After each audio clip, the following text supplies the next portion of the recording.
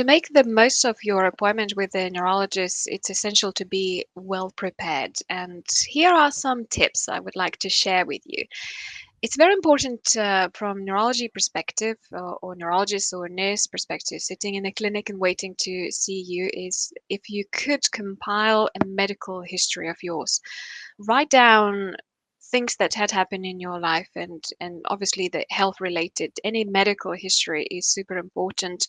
Previous diagnosis, symptoms, medication and treatments. And if you could timeline these events, maybe in 2004 this happened, in 2006 this what had happened. We quite often go down the timeline, but it's important to save the clinical consultation time if you're prepared.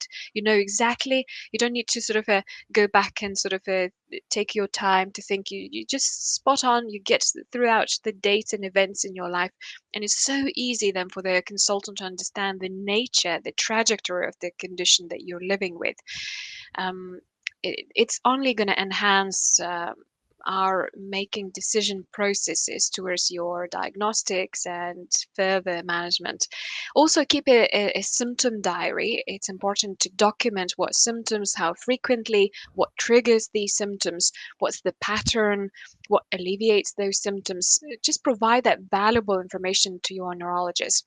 Also, get your questions listed. Write down a list of questions or concerns you have about your condition.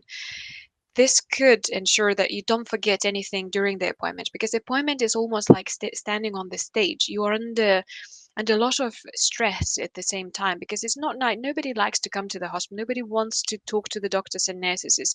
It's almost like it can affect your memory. You become a bit muddled, a bit foggy in your mind, because you just stress that affects your memory of the events in the past. So and what's going on day to day, it's super important. And maybe bringing a person with you, like a family member, a friend, anybody that could accompany your appointment, and take notes, and also offer you emotional support. There's nothing more beautiful than seeing patients coming with their good mates and friends and soulmates and spouses and wives and husbands.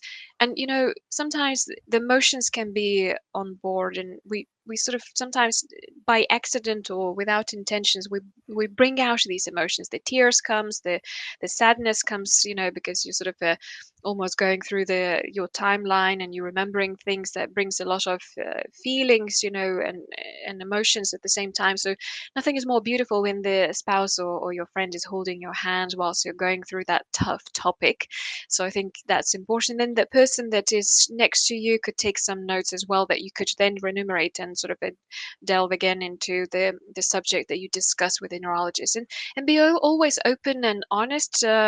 We're not embarrassed to listen about your gut function or bladder function or sexual problems that you've got.